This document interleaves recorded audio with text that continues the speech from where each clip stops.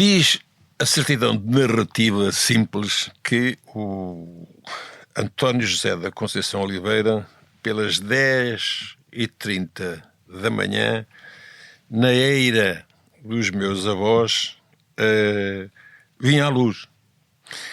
E, claro, esta foto não retrata esse momento, mas penso que umas horas depois estava pronto para esta foto, que não sei se foi tirada pelos meus pais ou se alguém por lá apareceu a tirar esta foto.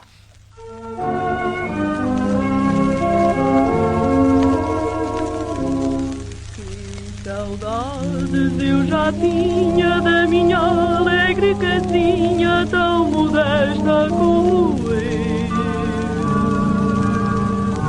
Como é bom, meu Deus, morar assim num primeiro andar, a cantar vindo do céu.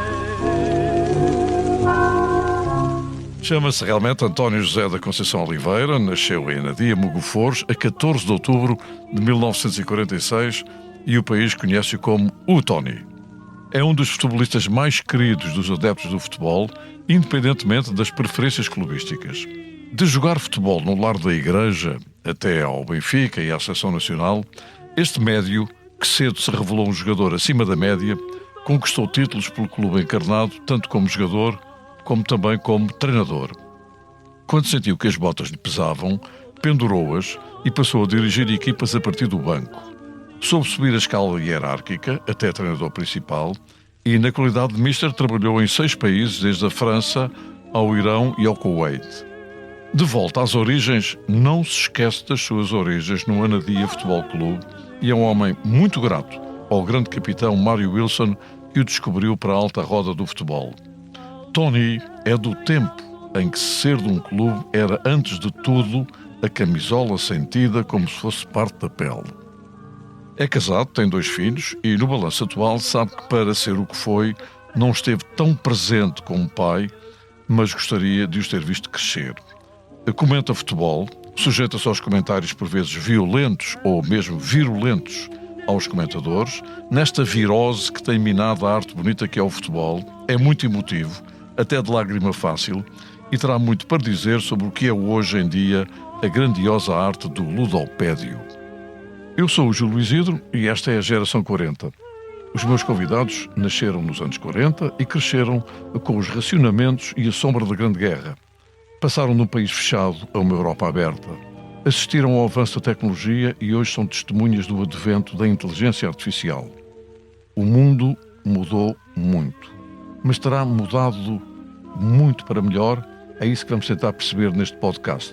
Bem-vindo à Geração 40. Tem mais alegria.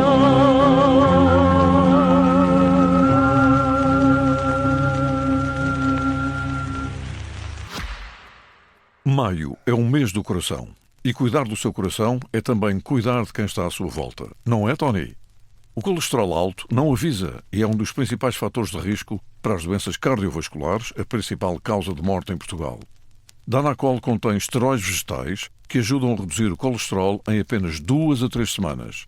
Não adie mais e faça o seu rastreio ao colesterol. Se tiver colesterol alto, fale com o seu médico e consulte a embalagem do produto. Olhos que não veem, coração que sente. Com Danacol, cuidar do mais importante, o seu coração, é fácil. O árbitro vai apitar para começar o jogo e vamos recolher às cabines dentro de 50 minutos, sem intervalo. Olá! Estamos, portanto, Anadia, Mogofores. Nasceste na Eira? Sim, os meus avós eram avós abastados. Abastados, quanto baste. Eram tinham, agricultores. Tinham terras de milho, tinham vinhas, portanto era gente que desafogada e que vivia da terra.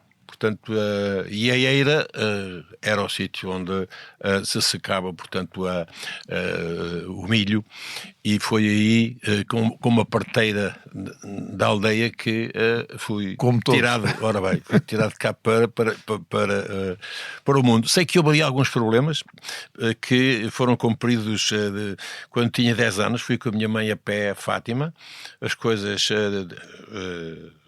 normalizaram-se na altura, e depois com 10 anos fiz-me à estrada, com a minha mãe.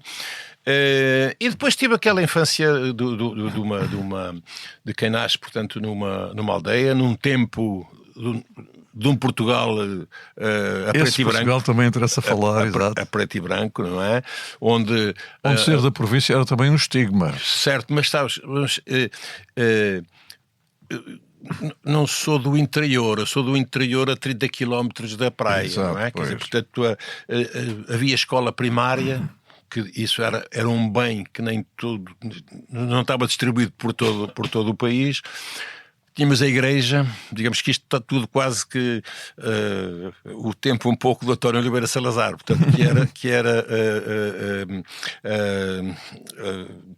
a escola primária, a igreja e a família, portanto, e aqui era um pouco Deus, pátria e família. Exatamente. E era o futebol de rua, jogado no largo no largo da igreja.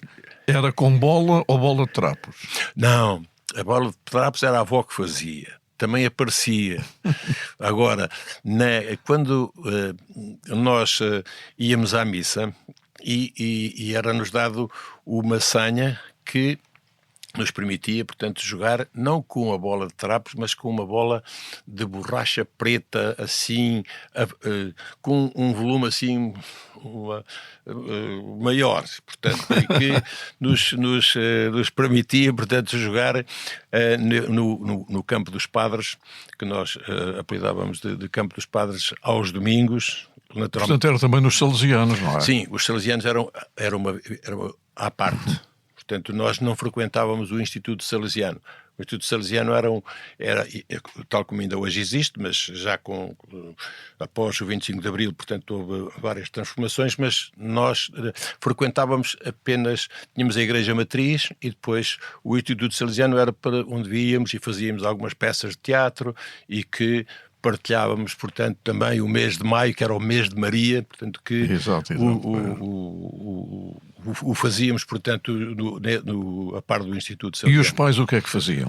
O meu pai era tipógrafo. Aliás, ele era e tinha uma sociedade com outro senhor, tinha, portanto, chamava-se Sociedade Gráfica Limitada, e o meu pai era um profissionista. Tenho uma pena de não ter sido como ele naquilo que fui como treinador, porque ele era... não se limitava só à parte lá da construção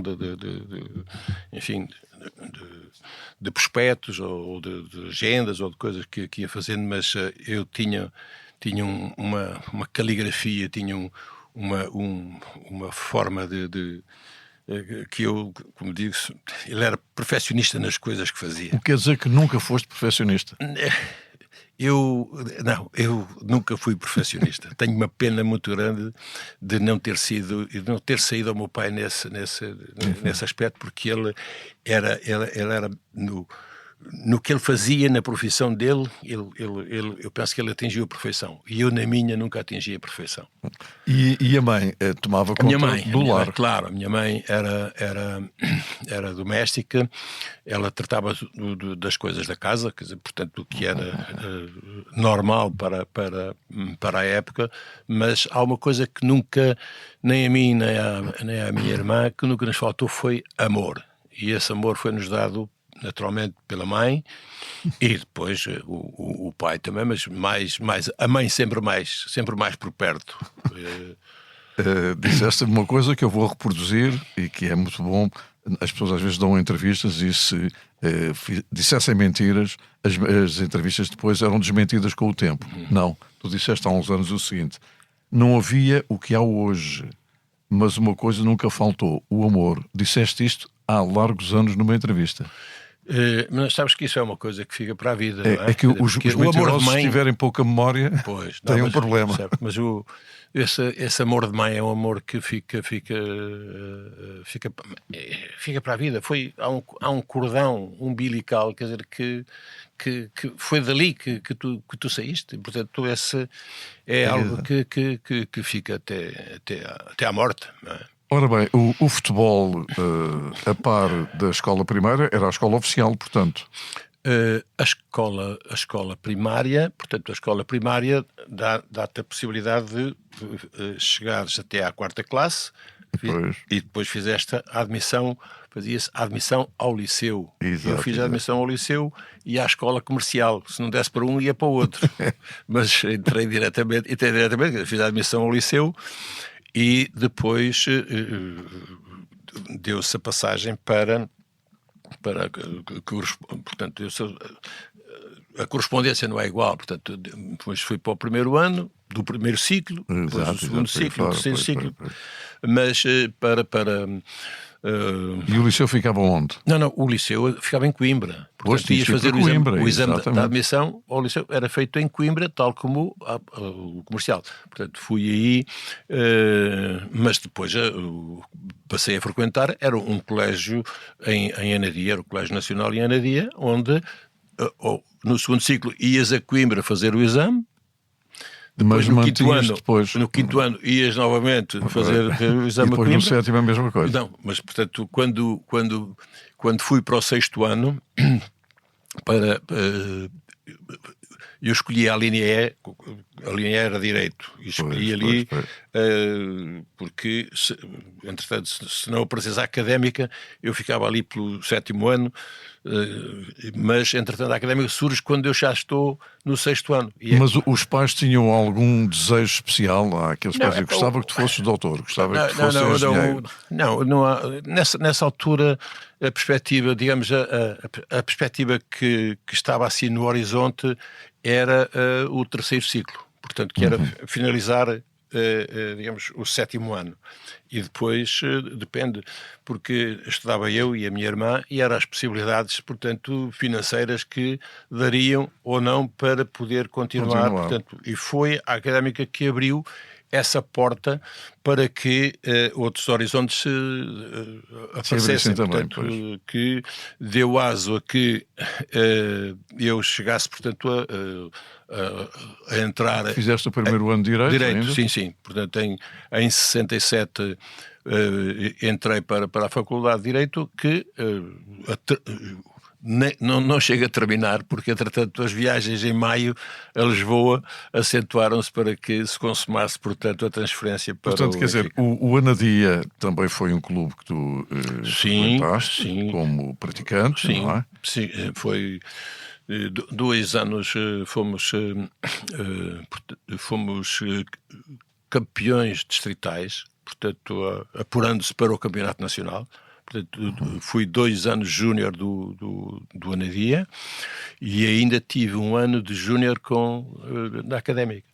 E é o célebre jogo, que há pouco quando referias o mestre Mário Wilson, porque sem ele eu não estava aqui a falar, que num jogo Académica Anadia, disputado no Estádio Municipal de Coimbra, o capitão estava na hora certa, no jogo certo, estava a ver o jogo, e ao outro dia, portanto isto foi um domingo, ao outro dia, uma segunda-feira, eu ia para uma aula de História às 2 da tarde e naturalmente que ele passava no Fiat 600, ele parou, eu parei e fomos ter com o meu pai. Ele vinha para falar com o meu pai para dar o primeiro passo, portanto, para... O teu pai aceitou claramente. Claro, não, o meu pai, a preocupação sempre era assim, desde que ele não perca os estudos, portanto, ele sabia, portanto, que a académica, que era a gênese da académica, era essa, era a formação e depois também jogar futebol. Não era jogar futebol e depois a formação. Era a formação e jogar futebol. Certo, exatamente. E deste muito bem na académica. Não, a académica, sabes, o trajeto é que tu sais de uma aldeia e vais para uma cidade, Coimbra, não é? E para um clube sui generis. Portanto, e depois tu vais pela primeira vez partilhar a vida em liberdade. Não é? E essa partilha em liberdade temos só os cursos iniciais, não é? Quer dizer, Exatamente. portanto, Está-se a referir à forma física, eventualmente. claro, portanto, Uma noite perdida mas sim, não será um jogo em grande forma. Porque, entretanto, fui encaixar-me logo numa casa onde estava uma série de estudantes. Tiveste uma república, foi? Não, aquilo era quase como uma república.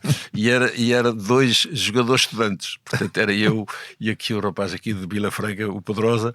E então eles jogavam a lerpa até de madrugada. Pá. E eu ficava ali a ver. E outro dia eu estava no Colégio São Pedro, mas aquilo era 50 metros da casa onde eu estive e tive mais faltas do que presenças. E claro, quando isto acontece e não havia um grande controle, só podia dar 2 cadeiras no fim do ano. Quer dizer, portanto, e ele foi com uma cadeira, mas era em cima. Mas foi uma vivência muito, muito boa, aquela que tu, entretanto, integras-te também. Eu não estive sempre nessa casa, integrei-me numa outra, onde tu começas também a viver os movimentos académicos que já proliferavam desde o início da década de 60. Exato, e entretanto, com eles, tu vais ficando por dentro, quer dizer, porque eu, por exemplo, o meu pai, lembro-me das eleições de 1958, em que eu via o meu pai a distribuir votos do Humberto Delgado. Sabia eu lá quem é que era o Humberto Delgado. Com 10 anos. Mas nos movimentos juvenis Em 58, portanto, eu tinha 12 anos. Depois tu chegas e vais começando a ficar. Tu não sabes o que é direita e o que é esquerda. Quer dizer, portanto, tu vais-te envolvendo, vais-te, digamos, né, politizando. Quer dizer, portanto, tu vais. Mas sem grandes envolvimentos. Mas vais percebendo o que é que vai acontecendo. Consciência social. Ora bem, exatamente. E isso Coimbra foi para mim um abrir do horizonte, de horizontes, e que tu tentas ir, por outro lado, tentas ir ganhando o teu espaço, mas o teu espaço está-te barrado por gente de grande qualidade, em termos futebolísticos. Portanto, a tua ascensão, aquilo não está nada fácil, aquilo ali está difícil de poderes conquistar, portanto, o teu espaço. E é também o Mário Wilson que te empurra para o Benfica, ou é o Benfica Não, o capitão Mário Wilson, ele sabes, há uma frase que parece uma frase chavão, que é: nunca desistas. E há ali um momento em que eu quero voltar às origens, quer dizer, que eu quero voltar, uma vez que estava barrado o espaço em cima, quero voltar, e ele disse não, e esse não foi, penso que foi o lado certo daquilo que viria a acontecer. Portanto, em 1968 há a grande transferência para o Benfica. Dá-se precisamente. Eu se tinha tido desafios ali, agora tinha o Everest pela frente. Quer dizer, portanto, e o Everest pela frente é só olhar para um meio-campo do Benfica que era Jaime Graça e Coluna. Pois, já vamos falar disso, porque vamos também falar de dinheiros, porque tu tiveste uma transferência extraordinária, 1.300 contos, mais ou menos 650 euros, não é? Sim, também, mas se quiseres, também tínhamos 50 euros de prémio quando ganhávamos, portanto eram 50 cêntimos, e os suplentes ganhavam 25, portanto que eram 50 escudos. Sabe, tudo isso tem o seu tempo. Era boa para a época o valor da tua transferência? Não, eu penso que, por exemplo, eu nesse mesmo ano vim eu para o Benfica e veio também o Praia, que infelizmente já não está entre nós, e vinha do Leixões. Portanto, o Leixões era uma equipe de primeira divisão, portanto mais caro, o Praia foi mais caro do que eu, até porque eu vinha de um clube da Distrital, porque fui para a Académica ao abrigo da lei escolar. E os direitos, digamos, que agora se chamam os direitos económicos, pertenciam, portanto, ao Anadia, não é?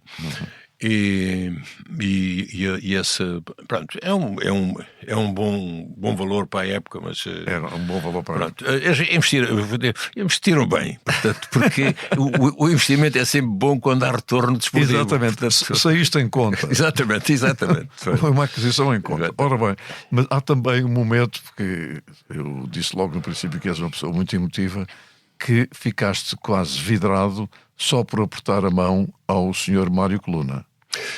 Essa fotografia é uma fotografia também que eu tenho e que é marcante, porque 2 anos antes tinha-se jogado o Campeonato do Mundo em Inglaterra. Portugal tinha feito o 3º lugar. Portanto, o Benfica tinha estado em 5 finais dos campeões europeus.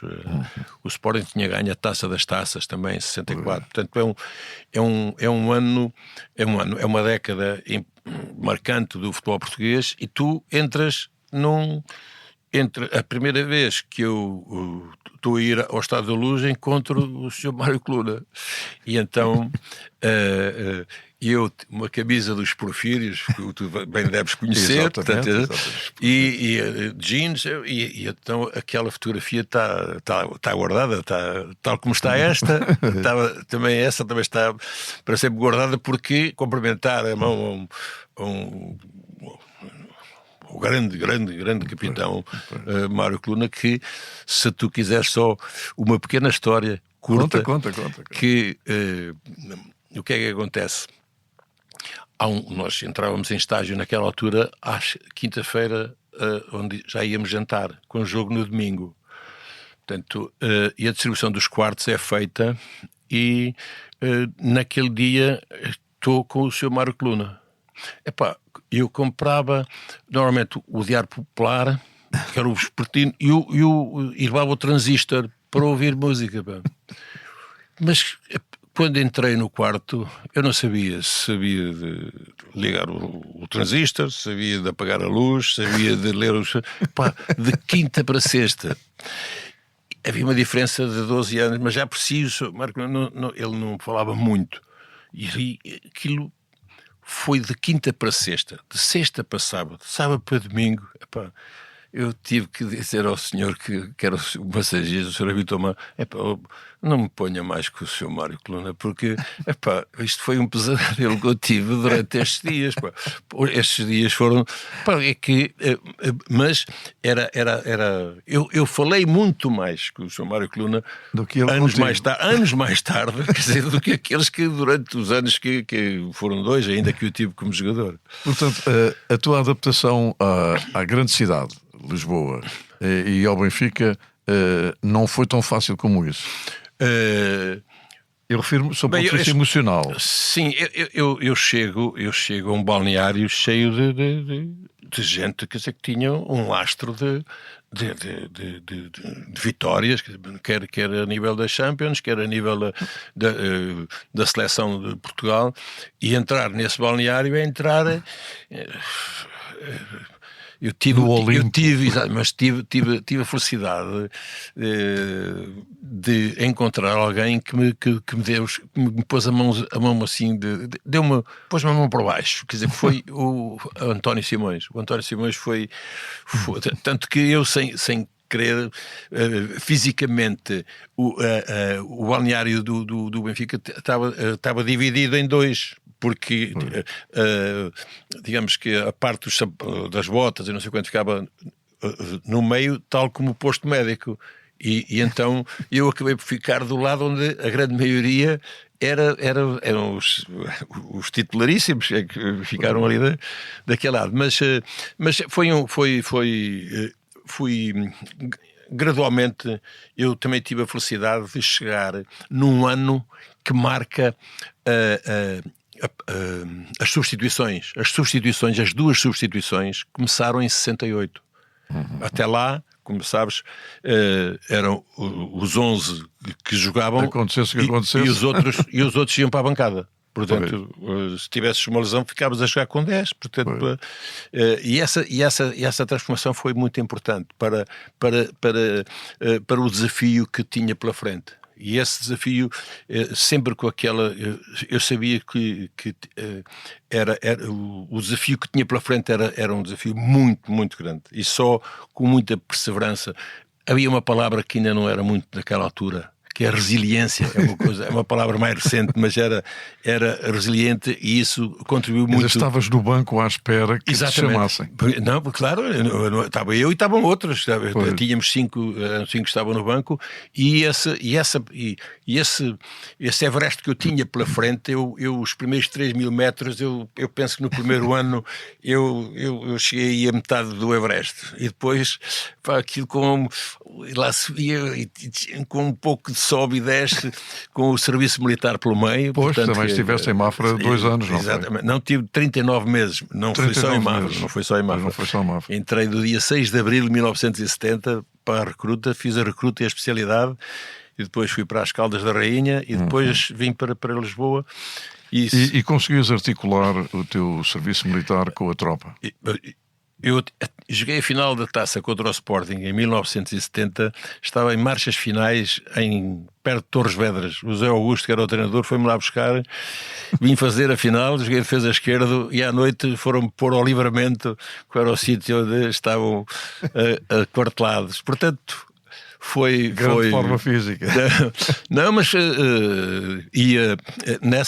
ali eu não tinha muitas hipóteses de treinar, mas nas Caldas da Rainha treinava à noite nas Caldas quando fiz esse.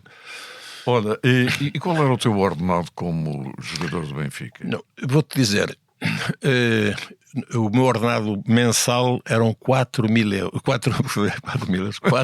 4 contos, mas de 3 em 3 meses eram mais, portanto, 30 contos. Portanto, resumindo, 34. Só que, e isto é importante dizê-lo, é que durante eu e outros, e no Benfica e noutros clubes, descontava-se para fundo de desemprego e imposto profissional.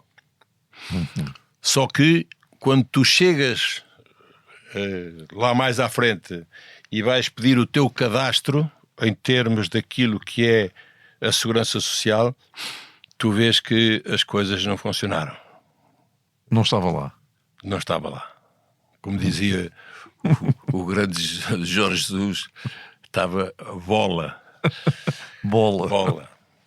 E isso foi isso para quem durante anos as coisas depois no final, quando sabes que depois dos títulos todos, e infelizmente tenho 8 campeonatos nacionais, tenho colegas que foram meus colegas portanto, que jogaram comigo, e outros de quem eu fui treinador, e a mim custa muito ver alguns deles em situações que, independentemente de terem 6 títulos, 6 vezes campeão, mais taças de Portugal, e depois não estarem bem. Isso para mim deixa-me muito, muito, muito triste. Porque estão lá como jogador, estão lá 8 campeonatos, estão lá 4 ou 5 taças de Portugal. Exatamente. Depois estão como treinador, estão lá mais 2 e uma taça de Portugal, e depois como treinador de junto também lá estão mais 4 campeonatos. Dá 22 títulos que tu tens. Portanto, por isso, mas há um orgulho muito grande em relação a esse passado, mas e como te digo, é algo que me dói, é sentir que partilhamos os momentos de grande alegria e alguns de tristeza, e sentir que muitos não estão tão bem quanto mereciam.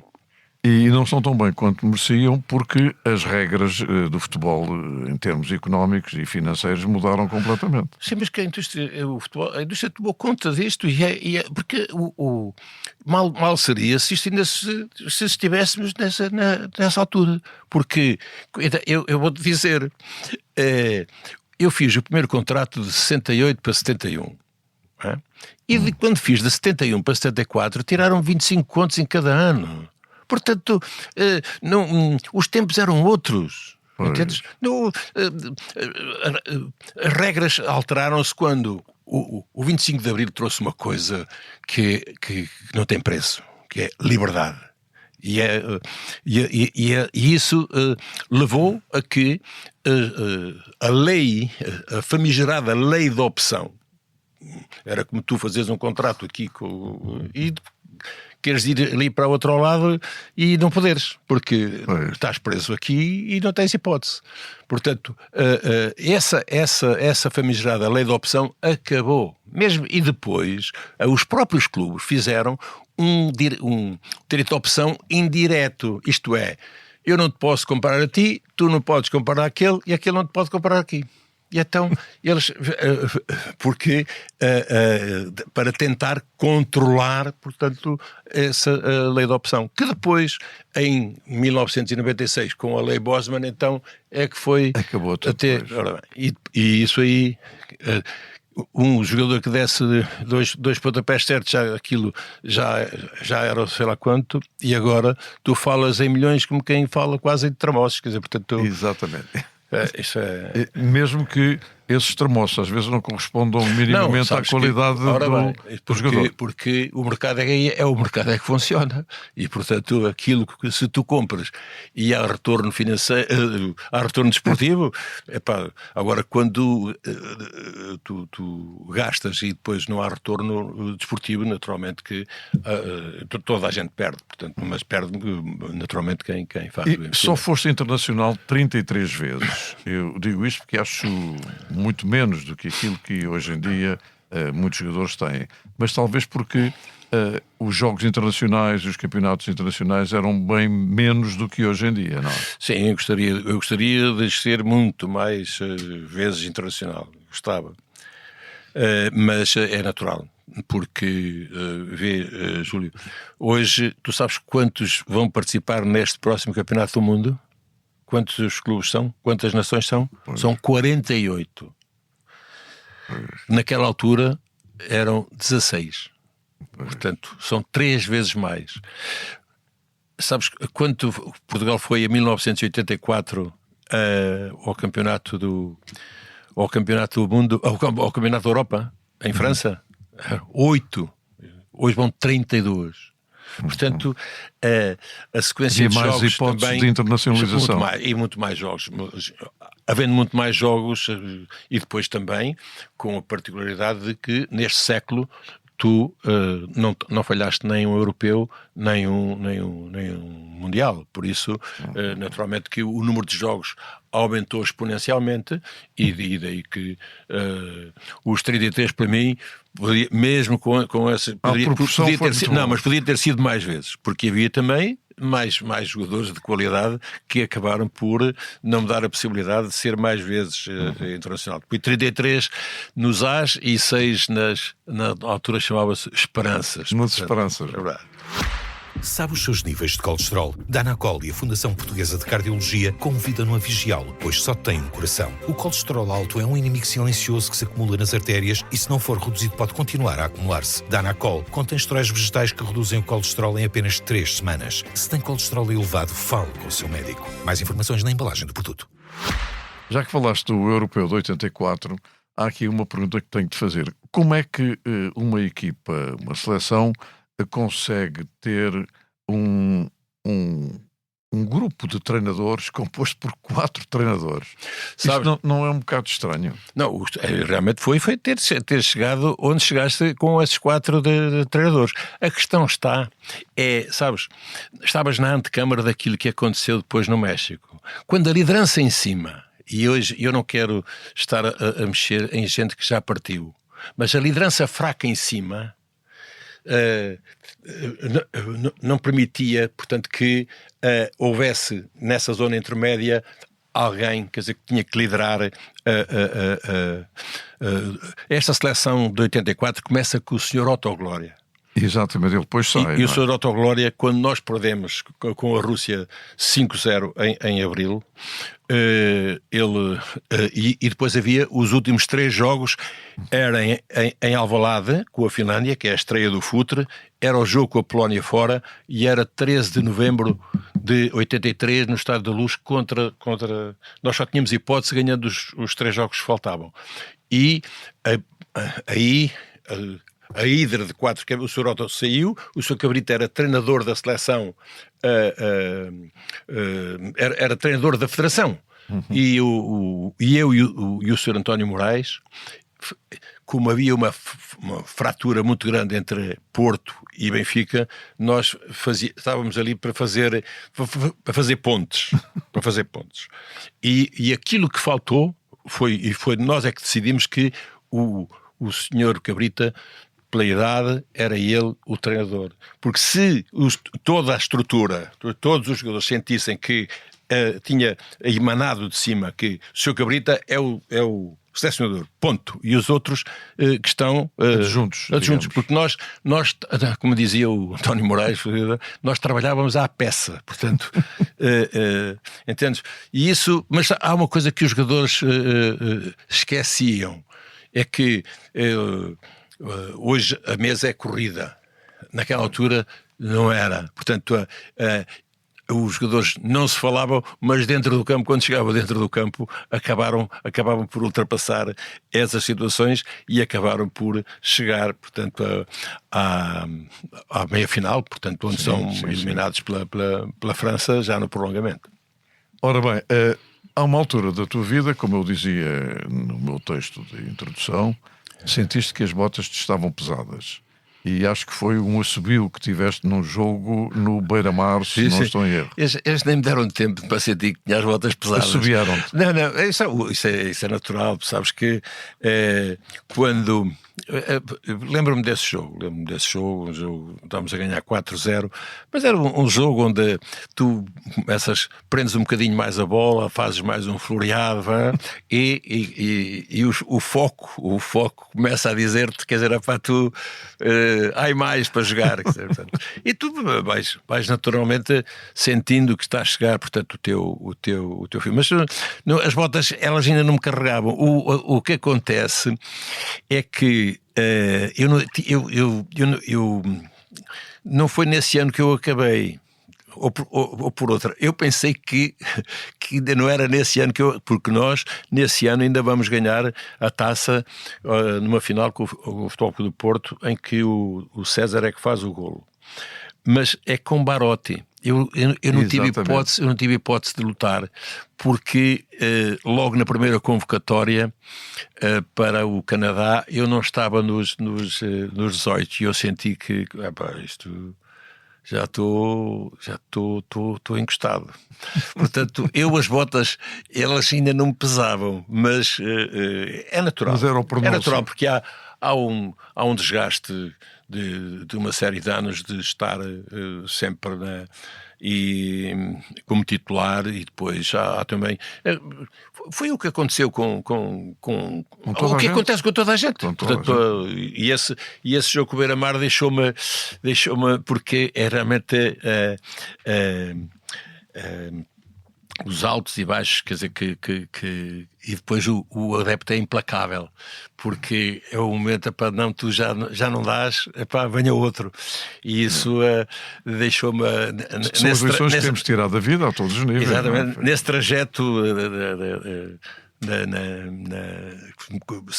sabes, o túnel da luz era muito longo, mas percorrer aquele bocado foi senti mesmo, quer dizer, que o fim estava próximo. Com dor ou sem dor? Foi com dor. Foi com dor, mas a dor depois, ali foi com dor, mas a dor vem ainda depois. É quando tu definitivamente... Tu ainda estás a estrebuchar. Agora depois é que a dor vem depois, quando tu sentes, quer dizer, que já não há mais. Já não há mais. Já vai haver um jogador acolá ou vai haver um jogador ali, e então aí então tu sentes, quer dizer, parece que parece que não sabes o que é que vais fazer. Mas, no entanto, assim, parece que soubeste, porque leste um livro sobre futebol em Madrid e, a partir daí, acabaste por ser adjunto do treinador que tinha preterido. Exatamente, não é? Claro, mas isso mas sabes que isso sabes que de livros sobre futebol, se quiseres, quer dizer, passa lá por casa, quer dizer, porque não faltam. Portanto, um dos sítios realmente, porque nessa altura tu não tinhas possibilidade de comprar, tinhas pouca possibilidade em Portugal de teres livros sobre futebol. E realmente os espanhóis estão, em relação a nós, traduziam tudo e estavam muito mais à frente. Mas é um facto que, pronto, esse foi foi um sinal também que percebi que tinha chegado o fim e depois não há que... aquilo é um momento doloroso, mas depois tu tens um horizonte que te vai abrir. Não é? Porque, quer dizer... Não passava para a cabeça deixar o futebol. Não, depois de estar por dentro dele e sentir a paixão, e sentir essa paixão, porque que é uma paixão desde miúdo, quer dizer que, portanto, havia que preparar-me para o outro desafio que ia chegar. Portanto, o primeiro desafio foi adjunto do Marotti. Sim. Foste também adjunto do Mortimer, não é? Antes do Eriksson. Portanto, a seguir ao Lage Marotti foi o Eriksson. O Eriksson, exato. Foi essa. E aquilo que eu li a teu respeito revelou uma dimensão humana que eu aprecio muito. Porque ao longo da tua carreira como treinador, foste algumas vezes o treinador, outras vezes davas um passo atrás e eras adjunto treinador. Isso aconteceu algumas vezes. Isto é preciso ter alguma dimensão para sabermos aceitar as condições que a própria vida nos proporciona, não é? Olha, Júlio, eu hoje, se tu me dissesses que eu nesta altura não tinha empresário. Hoje, se tivesse empresário, ele não me deixava fazer isso, mesmo que eu quisesse. Não tinhas empresário. Não, mas nem é essa a questão. É que estavas. Eu fiz filo por opção. Pois, sou coronel, não posso ser major. Não. Eu aquilo que eu tive pela frente, os desafios que eu tive pela frente, eu venci-os. E o desafio maior, enquanto treinador, foi dizer que eu sou capaz. E esse ser capaz foi a forma como fui pela primeira vez treinador principal do Benfica. E a isso eu mostrei a mim mesmo daquilo que eu era capaz. E particularmente porque foste numa situação de SOS. Uma vez ou outra no Benfica. Não. Espera aí. Não, essa eu vou... É um SOS que nos leva... É um SOS que nos leva à final da Taça dos Campeões Europeus em 88. E fruto dessa fase é que me leva a que eles, os diretores, apostem em mim para a época seguinte. E é essa época seguinte que é aquela que é o desafio que eu faço, portanto, a mim mesmo em relação àquilo de que sou capaz. E depois, aí, há provavelmente pensando sempre no melhor para o Benfica, é o retorno do Eriksson ao Benfica. Que, aliás, tem uma história, mas que é... Quando ele vem a Lisboa, telefona-me e diz-me: vou aí falar com os dirigentes do Benfica. E eu fui buscá-lo ao aeroporto e depois fui à casa do empresário, onde era a reunião, e quando os diretores iam entrando, davam de choque comigo lá dentro. Portanto, eles, afinal, queriam... Ele foi... Aliás, há dias eu falei com alguém e dizia que o Eriksson era um hino à vida e um hino ao futebol.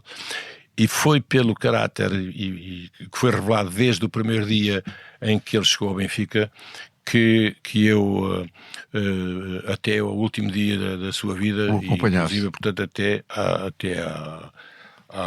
ao último dia da vida dele, portanto, onde foi as cerimónias fúnebres, o acompanhei. Ora bem, vamos agora dar um salto no tempo e porque estamos, infelizmente, em atualidade, foste treinador do Tractor do Irão. Sim.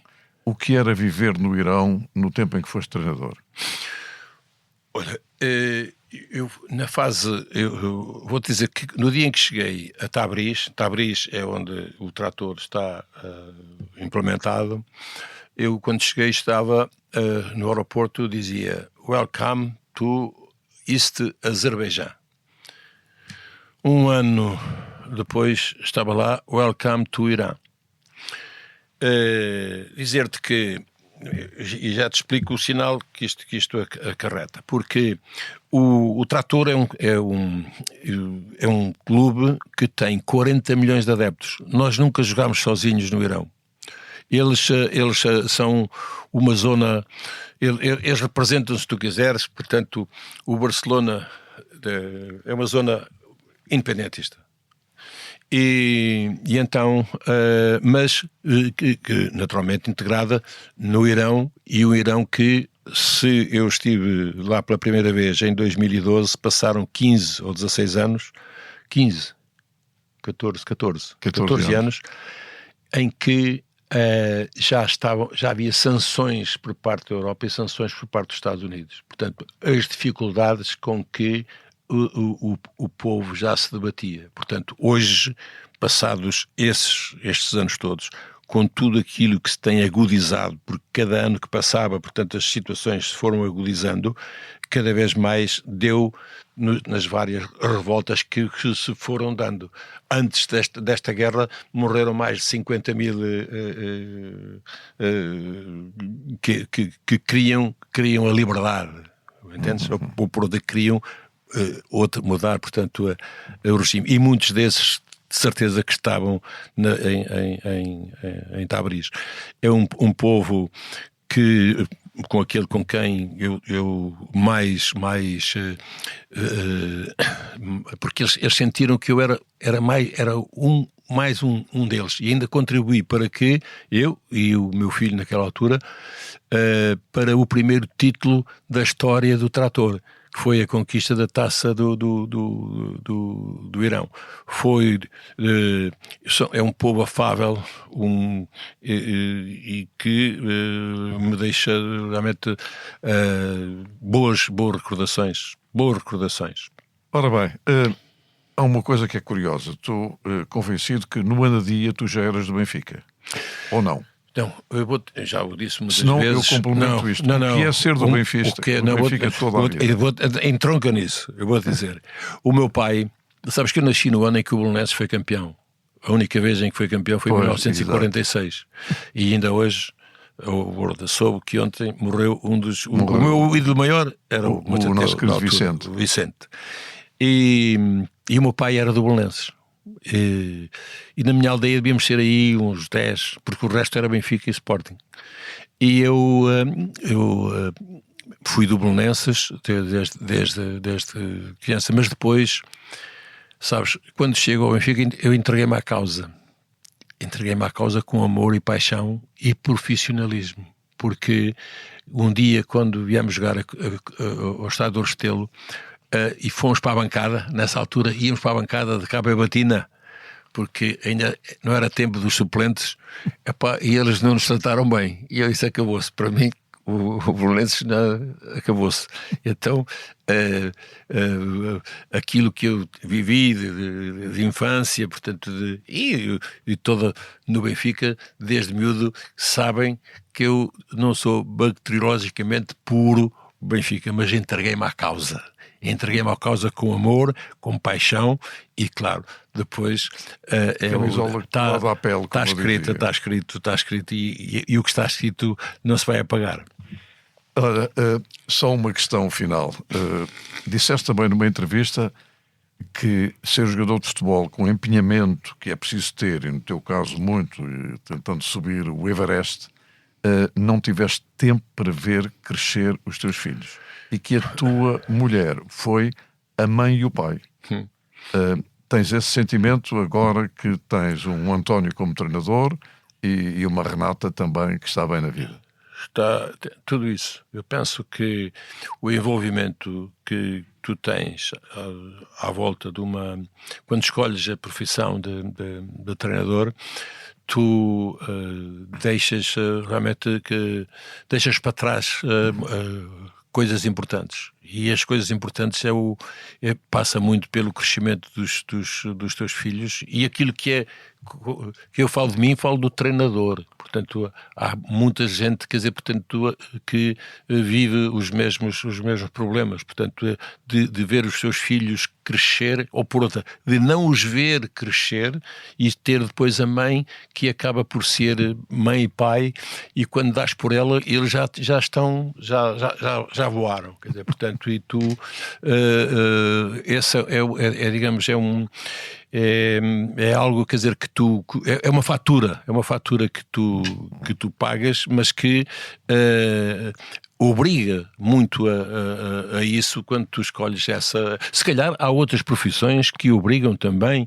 a que os filhos vão crescendo e que tu não... do empenhamento e da exigência de certas profissões. E que tu não acompanhes. Isso e particularmente nesse tempo de tanta pressão sobre tantas profissões. Exatamente. Mas sentiste isso e eu não queria deixar de destacar. Finalmente, o futebol é neste momento um desporto, um jogo, uma indústria ou um comércio, ou é tudo? Eu acho que é isso tudo e mais alguma coisa. É a mudança que vai acontecendo, e que há que todos se adaptarem, portanto, a que o futebol mudou. Porque a sociedade também, toda ela mudou. E se o futebol sendo tão impactante como veja-se o número de pessoas que está envolvido, portanto, no futebol, naturalmente que é um misto, portanto, de tudo aquilo que tu aqui referiste. Olha, um grande abraço para ti e uma memória minha. Joguei contigo na praia da Costa da Caparica e eu à baliza porque não me deram mais lugar nenhum. Mas não me vou esquecer jamais disso. E estás a falar com um lagartão. Um abraço. Um abraço ao benfiquista. Mas quase sempre